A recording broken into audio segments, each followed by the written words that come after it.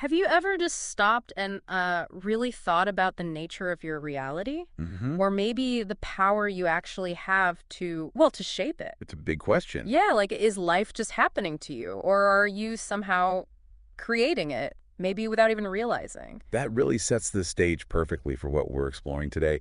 We've got some fascinating sources that talk about this concept of a divine matrix. Right. And how to maybe hack it to build the life you actually want. Exactly. That's the goal.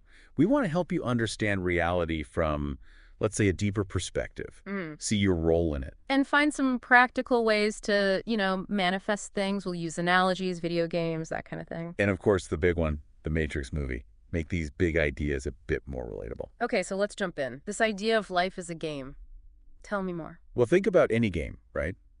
It has rules.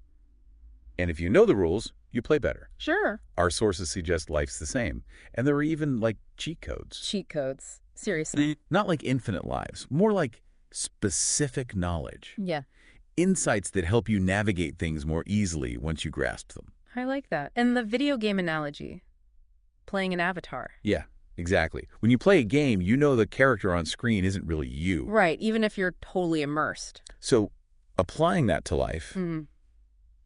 if you see your everyday self as an avatar, maybe you can approach things a bit looser, less attached to the identity. Understanding it's not the ultimate you. Precisely. But here's a really important distinction the sources make. Okay. Life isn't Grand Theft Auto. Huh, okay. Good point. In a game, you can, do crazy stuff with maybe no real consequence for you, the player, outside the game. Right. But life, our sources are clear. There's cause and effect, karma, you could call it. So actions have weight, real weight. Definitely. Yeah. So while the avatar idea helps with detachment, your actions, your choices, they still create ripples. They matter. That makes sense. It links to that other idea you mentioned, the veil of forgetfulness. Yes, exactly. It's this concept that when we sort of enter this physical reality, we forget who we truly are on a deeper level. Like spiritual amnesia. Kind of. We get really identified with our senses, our ego. We start thinking this physical experience, this body, this personality is the whole story. Which it isn't, according to these sources. Right. And that often leads to what they call an awakening process. Often triggered by. Often by pain, actually. Right. Or big challenges, things that shake us out of that limited identification. Like a wake-up call. Exactly. You start to realize, wait, I'm more than just my ego. I'm something else. A spiritual being having a temporary human experience. And the whole point is to remember that. That's what the sources suggest. We came here to remember through this very process of forgetting and then waking up. Okay, this feels like a good time to bring in the Matrix. Absolutely. It resonated so deeply, didn't it? It really did. That feeling of living in a program, going through the motions, identifying only with your senses. So many people felt that sense of maybe unreality. Like there had to be something more. Yeah. And Neo's journey, Morpheus telling him, you are the one. Such a powerful moment. And the one, in the context of our sources, isn't about being uniquely special in an ego way. No. What then? It's more a metaphor for the one consciousness, the interconnectedness of everything, realizing we're all part of this larger whole. Whether we know it or not. Right, whether we're aware of it. And the pills. Red pill, blue pill. A perfect metaphor for awakening, isn't it? Taking Yeah. that red pill. Mm-hmm. It's a choice, a point of no return. You can unsee it. You can't unknow what you know. Your whole perception shifts Mm-hmm. permanently.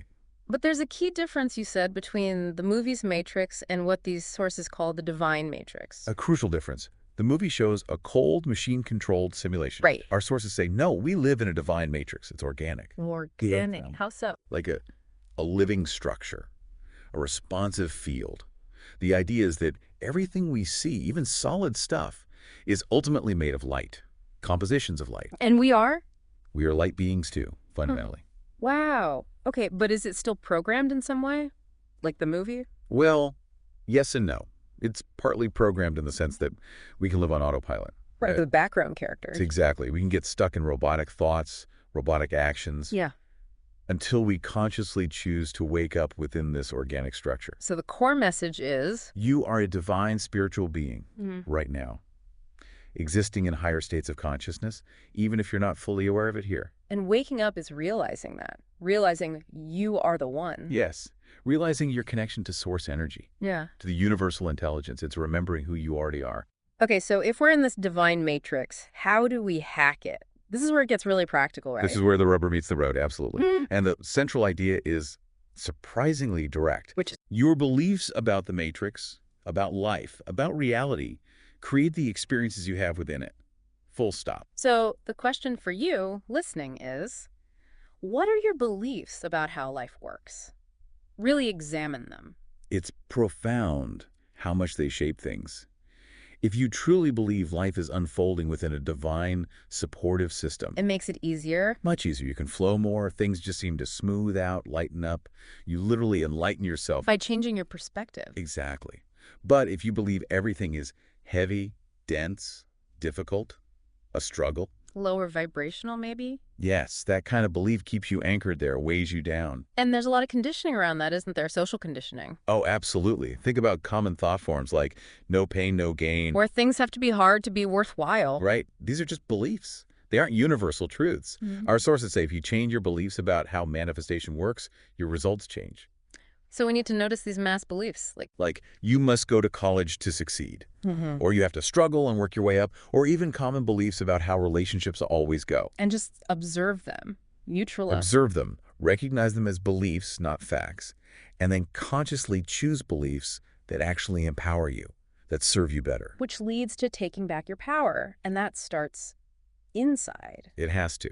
We often try to change the outside first, right? Change the circumstances, fight against what's happening. Which is usually really hard. It's difficult. The sources emphasize an inside-out approach. Go within, change how you relate to your life, change your internal state. And the outer circumstances follow. They have to align. Because your beliefs create your reality. Think about it in relationships. Okay. If you believe guys always do this, or girls always treat me like that. It becomes a self-fulfilling prophecy. Exactly. You're essentially projecting that expectation, and reality often reflects it back. So pretty much everything in life is, on some level, a self-fulfilling prophecy. Because you give it the meaning. You interpret the events, And the power comes from realizing you can change the meaning. change the meaning, and suddenly you're not a victim anymore. Right, breaking out of that victim mentality, that feeling of being. A leaf in the wind, Yeah. no control. Yeah. But the deeper truth the sources point to is, you're not just the leaf, you're the wind too, and the environment they're in. You are the divine matrix itself. In essence, yes. Wow. Realizing the matrix is us, collectively and individually. That's how you transcend its apparent limits. And it feels like more people are realizing this now. There's definitely talk in our sources of a major ascension happening. More people waking up now than ever before. Becoming aware of those autopilot behaviors. Yes, and consciously taking their power back instead of just giving it away to external things or old conditioning. It's a collective shift. It really seems to be. And it goes back to thoughts. The thoughts we think create our reality. Collectively. The thoughts we think as a collective create the collective reality. I think about media focus. If it's all war and doom and gloom, It focuses collective energy there, potentially strengthening that reality. Because energy and thoughts are real. They have patterns. They have influence. but people are waking up to that now, choosing differently. Exactly. Choosing not to put their energy on the negative narratives. Shifting the collective consciousness. So, okay, boiling it down, how do you hack the system? Raise your vibration. That's the core method. Raise your vibration. Shift your energetic frequency. How? Practically speaking. Do what you love, Hmm. what you're passionate about. That naturally raises your vibration. Makes sense. Consciously let go of beliefs, thought forms that don't serve you anymore. Let go of things holding you back. Old baggage. Right, and deal with lower vibrational emotions. Anger, fear, guilt. Not by suppressing them, but by observing them, allowing them to process and release. And observing your thoughts, too. Crucial, observe your thoughts without judgment. Become aware of the constant stream. This gives you the power to choose which ones to focus on, which ones to believe. So by raising your vibration, by becoming aware of your beliefs about the system, you gain control over the reality you experience. You really can change your whole life from the inside out. That's incredibly powerful. It is. And it leaves us with a final thought to chew on. Okay. If we really are all connected, all part of one source consciousness, just dreaming we're separate individuals, Yeah. what does that truly imply about the limits or lack thereof of your influence, your creative power within this divine matrix? What can you really do?